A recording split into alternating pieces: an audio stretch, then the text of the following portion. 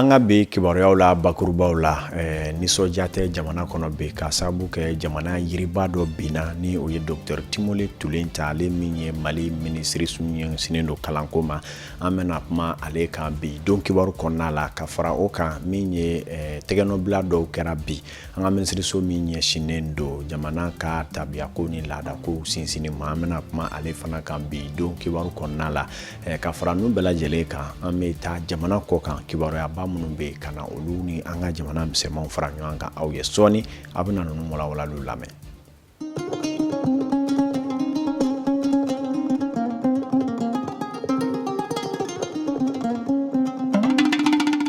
NFTV jabarani filɛbaw aw ni su Mali kɔnɔ Mali kɔ kan minnu b'a la k'an lamɛn ni u tɛ ɲinɛ nin waati nin kɔ an b'a fɔ aw ye a y'aw danse ko kura aw minnu yɛrɛ ye kura ye ni aw bɛnna n'an ye bi aw k'a dɔn nin ye laada ye anw fɛ yan a y'aw bisimila don kibaru kɛnɛ sigira aw ye an tɛ taa yɔrɔ jan an bɛ aw ladɔnniya k'a fɔ maliden bɛɛ lajɛlen dusukun kamikamilen don bi kosɛbɛ ka sababu kɛ an ka ministre min tun bɛ yen n'o tun ye Dr Timole Tulenta ni ale kun ɲɛsinnen do jamana ka kalanko koɲɛw ma ala ye ale miniji jɔnya bi maliden bɛɛ lajɛlen sɔrɔla ka wuli ni nin kibaruya in ye min ye jamana yɛrɛ farisuma kosɛbɛ bi abula n'i ye nin cɛkofɔta in lajɛ maa don min ye cɛbangana ye a ye wulikajɔ caman kɛ fasojɔ yɛrɛ hokumu kɔnɔna la wa ni maa min hakili b'a la sango kalanko kɔni kun kɛra ko gɛlɛmanba ye ɲɔgɔn faamuyabaliya sɛbɛkɔrɔ jirɔ jara lakɔli karamɔgɔw kalanfaw olu ni k'a dɔn k'a fɔ jamana faamaw ni ɲɔgɔn cɛ ale de kɛra sababu ye ka fɛɛrɛ bolow sigi sen kan wulikajɔ ni cɛsiri kɔnɔ min y'a to salon kalan yɛrɛ kɔni sera ka kɛ fɛn sabatilen ye a kana kɛ gansankolon ye ninnu n'a damanda maa caman ye seriyalu kɛ k'a fɔ cɛba don min yɛrɛ bɛ yen ni a ye wulikajɔ caman kɛ jamana ye misara mani ka wele kɔni sera a ma nin cogoya in na a sababu ye bana cunenw ye i n'a fɔ an ye kibaruya kunfɔlɔw sɔrɔ cogo min na nka ni ala sɔnna wulininw ni wulikajɔw bɛna to sen na waasa ka se ka kibaruya wɛrɛ di aw ma a koɲɛw kan koɲuman an ka kibaruya nataw kɔnɔna la an kɔni bɛ dugawu don kɛ badabada dali ala ka se k'o nɔgɔya Dr Timole Tulenta ye ala ka limaniya di an ma jamana ka fara kibaruya dilaw ni NFTV an bɛɛ lajɛlen ka dugawu don belebele bɛɛ ka ɲɛsin ni cɛba in ale ma n'an bɔra olu kɔnɔna la kibaruyaw bakurubaw la fana tun y'a fɔ aw ɲɛna k'a fɔ an ka jamana minisiriso min ɲɛsinnen don k'a dɔn seko ni dɔnko koɲɛw ni jamana ka tabiyako ma olu kɔni ye bɛnkan dɔ tɛgɛnɔbila bi bɛnkan min bɛ tali kɛ musaka ko kɔkɔrɔ donnina ka ɲɛsin an ka jamana seko ni dɔnko ani tabiyako koɲɛw olu kɔkɔrɔ donni ma cogoya min na a baaraw bɛɛ lajɛlen ɲɛmaaya tun bɛ ministre min ɲɛsini a koɲɛw ma ni o ye madame Jalo Aramatulayi ale yɛrɛ tun bɛ kɛnɛ kan n'a ka fara a jɛɲɔgɔn caman kan a ko kɛnɛ kan anw ka kibaru a ɲinina Fatumata Sidibe ka fara Bakari Kɔnɛ kan olu y'an sama jamu na an ka jɛ k'o lajɛ. Ni y'a san 3 ye farajɛla tɔnba ni o ye Union Européenne ye ani UNESCO bɛ ka baara kɛ ɲɔgɔn fɛ Mali kɔnɔ. O hukumu de kɔnɔ u ye tɛgɛnɔ bila sɛbɛn dɔ la bi min bɛ kɛ sababu ye ka Mali seko ni dɔnko minisiriso maaw dɛmɛ u ka baara la. Seko ni dɔnko minisiri yɛrɛ tun bɛ kɛnɛ kan a ye ɲɛfɔli kɛ. Union Européenne n'o ye an ka partenaire ye o de nana ka na fɔ k'a bɛnnen don bi tɛ dɛ u y'a daminɛ a bɛ san 3 bɔ ka na tugu UNESCO kɔ k'a ye k'a fɔ ko n'i y'a ye Mali bɛ fɔ bi Mali kɔnɔ ani Mali kɔ kan ala barika la seko ni dɔnko jɔyɔrɔba b'a la Mali seko ni dɔnko ye Mali se yɔrɔ min kabini bi tɛ olu b'o dɔn o hukumu de kɔnɔna na u y'a ɲini k'a fɔ k'u bɛna an dɛmɛ hali bi Mali seko ani dɔnko sabatili la ani u y'a ye fana k'a fɔ ko kura minnu b'an kan ni ɲumanw tɛ bingani wale minnu b'an kan Mali kɔnɔ u ko kɛlɛcogo fɔlɔfɔlɔ ye mun ye olu ka faamuyali la seko ni dɔnko jɔyɔrɔba b'o kɔnɔna na o de la u ko k'u bɛna an dɛmɛ ni minnu bɛ bingani wale ninnu kɛ u bɛ fɛn fɔlɔ mun tiɲɛ jamana kɔnɔ o ye jamana ka seko ni dɔnko yɔrɔw de ye fɔlɔ donc o de la u bɛna an dɛmɛ o yɔrɔ minnu tiɲɛna k'o yɔrɔ ninnu dilan nka yɔrɔ yɛrɛ dɔrɔn tɛ hakilina ko don donc u b'a fɛ ka don an ni hakili minnu cɛ o de la u nana k'u b'a fɛ k'an dɛmɛ anga Mali denmisɛnw k'u kalan anga seko n'anga dɔnko la Mali ye mun ye anga dɔn anga identité ye mun ye anga yɛrɛ dɔn anga maya o nana kana an dɛmɛ o bɛɛ la parce que o y'o de fɔ ko n'i y'a ye ko mun b'an ka bi a tɛ taa n'a y'an sɔrɔ Mali kɔnɔ a tɛ taa ka diɲɛ da o de la olu fana wajibiyalen don ka na Mali fana dɛmɛ. Dugawu caman kɛra kalanko minisiri ye Temore Tulenta seko ni dɔnko minisiri fɛ. Nin ye kɛnɛ ye mun bɛ an yamaruya ka tasibila kɛ ministre de l'éducation Temore Tulenta ye a wajibiyalen don an ma an ka dugawu da ye bi bari sabula an bɔra ɲɔgɔn Faransi a ti kalo kelen bɔ a tɛ tɛmɛ kalo kelen kan ka taa a ɲini Mali ka kɛ UNESCO comité du patrimoine mondial la n'o ye diɲɛ seko a n'a dɔnko kungo fɔyɔrɔ ye Dr Tulenta a ye baara mun k'a ko la an kɛrɛfɛ k'an dɛmɛ a ma dogo Mali la a ma dogo diɲɛ na ni ma fili an ka ja belebele laban mun bɔra a kɛra UNESCO kɔnɔna ye Faransi culture hukumu kɔnɔna na donc a kun wajibiyalen an ka a fo ka a barikada ka duwawu k'a ye Ala mun ye nin kɛ hɛrɛ kɛ bi Ala de bɛ hɛrɛ kɛ Ala de bɛ hɛrɛ tana kɛ a bɛ Ala ka hɛrɛ an b'a ɲini Alahu Taala fɛ Ala ka ɲinɛ a la Ala ka yafa ma Ala ka dayɔrɔ suma a y'an kɔn mun na kiti mun na Ala k'a nɔgɔya ma Ala ka su in na ɲininkali nɔgɔya ma halisa Ala ka ɲinɛ a la. Tabarikala ni an bɔra ye hali bi an bɛ to an ka jamana minisiriw jabala la k'aw ladonna k'a fɔ minisiri min fana ɲɛsinnen don denmisɛnw ka baara ko ani baara dege koɲɛw ma ni o ye Mustafa Jean-Claude Sidibe Jean-Claude Sidibe ale kɔni ye i k'a dɔn CNJ ni o ye an ka denmisɛnninw ka jɛrɛjɛkulu ye a y'olu bisimila bi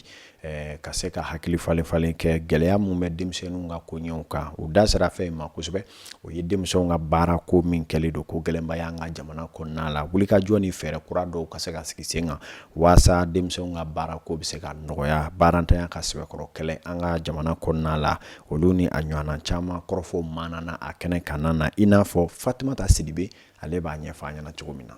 Ɲɔgɔn ye min kɛra bi baarako minisiri ani CNJ mɔgɔw ni ɲɔgɔn cɛ walasa ka ɲɔgɔn faamuya ani ka CNJ mɔgɔw dɛmɛ u ka baara kɔnɔ. An ye fanga min sɔrɔ n'o ye CNJ fanga ye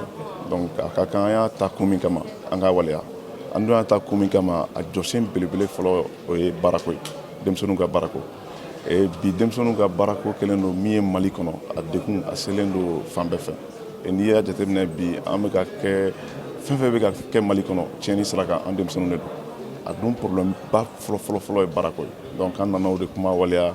minisiri ye k'a fɔ ko denmisɛnninw bɛ ka degun Mali kɔnɔ denmisɛnninw bɛ ka sa ji kan denmisɛnninw bɛ ka sa cɛncɛn kan donc il est important an ka hakilinaw fara ɲɔgɔn kan k'an bolo di ɲɔgɔn ma k'an ka dɔnniyaw di ɲɔgɔn ma pour que an bɛ se ka Mali denmisɛnninw ka baarako ɲɛnabɔ. Baarako minisiri yɛrɛ tun bɛ kɛnɛ kɔnɔ a ye ɲɛfɔli k'an ye. CNJ ɲɛmɔgɔba n'a ka bureau mɔgɔw nana sɔgɔmada na ne voir u ko ko u b'a fɛ an ka kuma ɲɔgɔnya folikan d'abord ani kuma ɲɔgɔnya denmisɛnw ka baarako n'u ka formation fan fɛ an kɔni layidu d'u ma que an disposelen don ni san kura kɔnɔ 2020 ka baara kɛ ni CNJ ye k'an y'a f'u ye fɛnɛ denmisɛnninw jɔyɔrɔ ye min ye jamana nin a kolomayɔrɔ ye denmisɛnninw de ye u k'i bɛn ka kan kelen fɔ n'u bɛ taa diɲɛ yɔrɔ o yɔrɔ u k'i bɛn kan de fɔ walasa an ka se ka baara kɛ tranquillement n ye layidu ta u ye n ko ne ka bureau dayɛlɛnnen don ka baara kɛ u fɛ don ko don formation ta fan fɛ ani APJ fan fɛ n'o ye création d'emploi ye donc u bɛna gafe dɔ bɔ ka ci n ma olu yɛrɛ ka hakilinata kuraw ye min ye n'a fɔ ma solution nouvelle n k'u kɛ na n'a ye n'u nana n'a ye an b'a jateminɛ baara bɛ se ka kɛ cogo min na 2020 kɔnɔ. CNJ mɔgɔw ka ɲɛmɔgɔ fana ye a ka nisɔndiya ɲɛfɔ kosɛbɛ. N'an bɔra o yɔrɔ ninnu na an bɛ aw ladɔnniya k'a fɔ kunnafoni jɛrɛ dɔ fana sigira sen kan Memorial Modibo Keita la min bɛ tali kɛ jɛkulu min bɛ ni o ye AJRCM ye ni o ye fara ɲɔgɔn kan jɛkulu ye u ye kunnafoni di tɔnsigi kɛ kɛrɛnkɛrɛnnenya ko u ye projet ni hakilina baarabolo kura dɔw dantigɛw n'u sigi sen kan waasa bɛɛjɛ faga ani an ka jamana yɛrɛ seko ni dɔnko kow bɛ se ka sɛbɛkɔrɔ yakubaya cogoya min na olu ni a ɲɔgɔnna caman kɛrɛnkɛrɛnnen ɲana hakilina minnu tara o la u ye kunnafoni di kɛ fɛɛrɛ kura jumɛnw bɛ se ka sigi sen kan waasa o kuma fɛɛrɛ bolo talenw olu lawaleyali jɔyɔrɔba bɛ se ka ye cogo min na bɛɛ ni basigi an yɛrɛ dama ni ɲɔgɔn cɛ ko ɲɛw la kɛrɛnkɛrɛnnenya Joyila ale funɛkɛninw ni ɲɔgɔn cɛ hakilina in kɔkɔrɔ donna kosɛbɛ lasigiden so min filɛ nin ye Danemark jamana cogoya la an ka jamana kɔnɔ an bɛna taa Daɲɔn Umaru Tarawele olu tun b'a kɛnɛ kan u y'an sama min na an ka jɛ k'o lajɛ. AJRCM ka nin kunnafoni jɛrɛn tun bɛ tali kɛ an ka seko ni dɔnko bɛ se ka don bala cogoya min na o de la u ka sugantiliw kɔnɔna na u bolo tala bɛn an ka rappeur denmisɛnninw ma kɛrɛnkɛrɛnnenya la olu minnu lamɛnlen don kosɛbɛ an ka jamanadenw fɛ n'u bɛ se ka kɛ sababu ye ka bɛn ani basigi ci lase cogoya mun na. An ye baara mun kɛ an ka projet kɔnɔna la ka na journalistes wele k'o ɲɛfɔ u ye ani laɲini mun kɛra an ka baara kɔnɔna la fana an nana u wele ka na o baara in kɔnɔna la fana an ye baara caman kɛ parce que baara in a caman kɛ Bamakɔ yan a ka kan an ka presse wele ka baara ninnu ɲɛfɔ ɲɛna a fɔlɔ an ye mɔgɔ caman former 34 jeunes former pour que u ka se ka an ka culture kɛ un message pour que a se ka passer dans les antennes. An y'an sinsin dɔnkilidalaw kan parce que dɔnkilidalaw bi olu de jeunes ye olu de ka ca olu de lamɛnlen don mais an ka dɔnkilidala ninnu mɔgɔw b'a lajɛ i n'a fɔ o ye délinquant ye i n'a fɔ mɔgɔ minnu don société bolo kɔfɛ fɛnw don alors que dɔnkilidala ninnu ka hakilina t'olu ye parce que san'u k'a lajɛ tan ko k'a fɔ ko maalankolon ni fɛn don an ka essayer k'u lamɛn k'u bilasira bon sira an bɛ fɛ ka don na baara bɛ se ka labaara cogo min na mɔgɔw ka se k'a lajɛ donc dɔnkilidala ninnu ka se ka an ka culture ta pour que ka kɛ message ni ka kumakan b'u kɔnɔ mɔgɔw dɔw bɛ yen parce que micro t'u bolo ka kuma ɲɛfɔ u ka se ka ɲɛfɔli kɛ jamana mɔgɔ tɔw ye. Ni projet ye mun baara bɛ sen na kabini san damadɔ a daminɛ ni bi cɛ baara caman de kɛra kɔnɔna na i n'a fɔ hakilina falen baaraw ka mɔgɔw la faamuya ani k'u la kalan Joyila mara kɔnɔna na. Non an ye baara caman kɛ sani an ka se bi ma mais ni projet in kɔnɔna la de association in kɛra formelle ye association in kun ye formelle ye donc récépissé ni fɛnw kun t'an bolo an kun bɛ baara kɛ duguma mais projet in de kɛra sababu ye pour que an ka se ka an ka association ka lakodɔnya ka se ka ka formaliser ka se ka baarabaw daminɛ tan. U ka baaraw kɔnɔna na kalan in kɛra maa minnu kunna u ye faamuyali caman sɔrɔ ka nafabaw sɔrɔ ka tila tuguni ka sira wɛrɛw dayɛlɛ u ye kalan in sababu la. An ye 3 jours de formation de kɛ a 3 jours de formation kɔnɔna na u y'a yira n na k'a fɔ an kumana démocratie kɛcogoya kan ani jamana tagabolo ani kɛlɛ min bɛ jamana kɔnɔ et puis an kumana aussi an ka fɛn kɔrɔw kan an bɛ se ka segin an ka fɛn kɔrɔw ma cogo min na donc an ye kuma caman fɔ an kumana sinankunya ninnu bɛɛ lajɛlen kan an ye ko caman faamuya a kɔnɔna la parce que an yɛrɛ dama ni ɲɔgɔn cɛ entre nous an ye ko dɔw dɔn ka sɔrɔ an t'olu dɔn dɔw tun bɛ dɔw tun t'o dɔn bon donc an ye information passé ɲɔgɔn ma formation in a kɛra sababu ye a ye sira caman dayɛlɛ an ye an bɛ ari kɔnɔ mais arabu yɛrɛ ne yɛrɛ tun tɛ se arabu la mais ne tun bɛ dɔnkili da mais ne tun tɛ se arabu la formation kɔnɔna la ne yɛrɛ kɛ concours n nana concours dɔ kɛ fo ne kɛra deuxième concours na mais vraiment formation in a ɲɛna a diyara n ye a y'an bɔ dibi dɔ kɔnɔna la. Ka aw ladɔnniya k'a fɔ ko ni projet ye min musaka bɛ t'i jɔ fo se fo wari miliyɔn 12 bɔɲɔngo la a n'a kunkanfɛn a bɛna bonya ka taa jamana fantɔw la don n'a nataw la. N'an bɔra yen an bɛ taa an ka jamana kɔnɔna kibaruya guni minnu bɛ yen ka aw ladɔnniya k'a fɔ yan folilakaw fɛ yen kunungo sɔgɔma yen dugudenw fana balila ka wuli ni kibaruya min ye o ye k'a fɔ u ka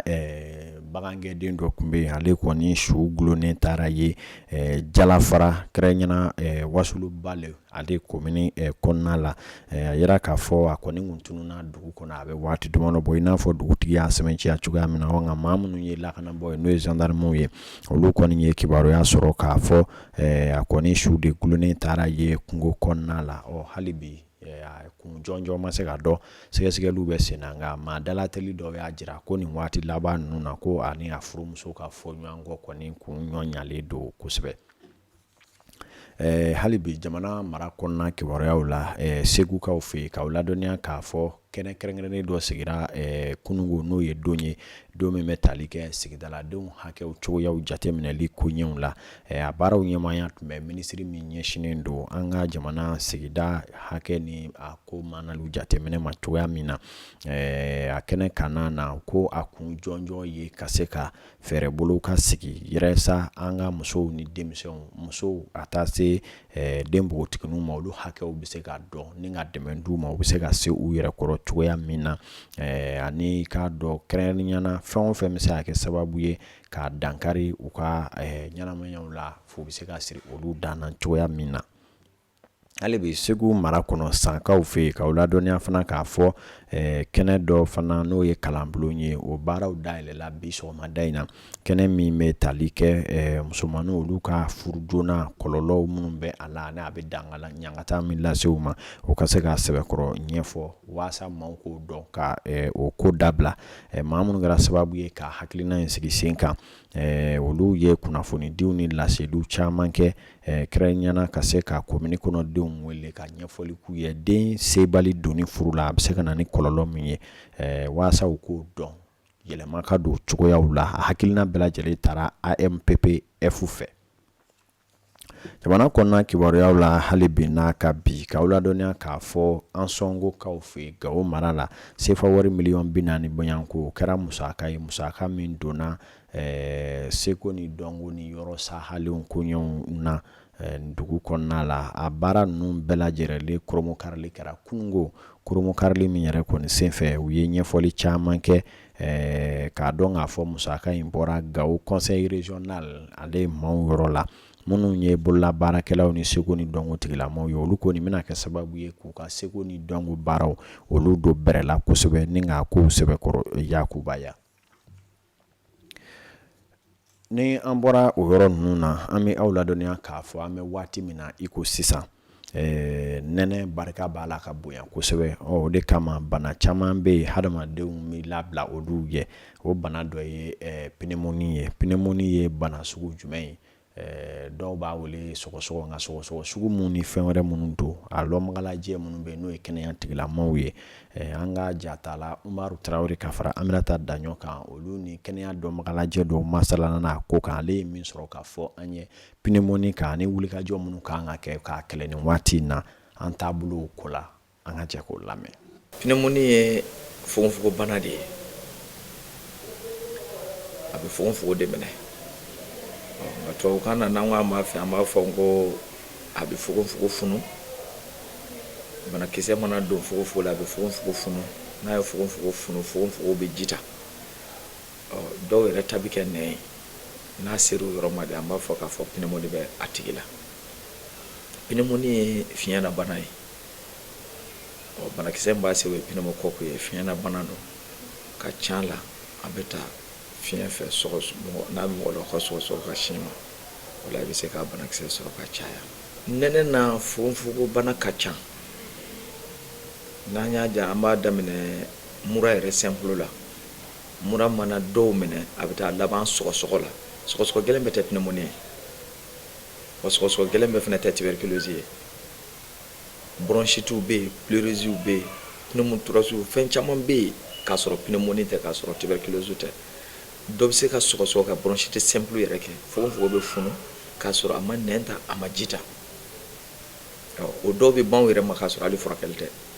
o fana banakisɛ dɔw bɛ se ka kɛ k'a sɔrɔ pneumococque fana tɔ o ye donc ni fonɛnɛ sera généralement mɔgɔw kan ka fonɛnɛ finiw don n'an ko fonɛnɛ finiw ka fini giriman don funteni bɛ fini min na donc a ka ca la hali ni mura ni fɛn ko a bɛ na i bɛ kisi fogofogo ka jita ni fɛn ninnu tɔɔrɔ ma. Tabarikala an ye ladilikanw mɛn an ka hakili to dɔgɔtɔrɔw bɛ mun fɔ an ye nin waati ninnu na n'o tɛ nin sisan denmisɛn fara maabakɔrɔ kan maa si tɛ cogo la bilen kosɛbɛ.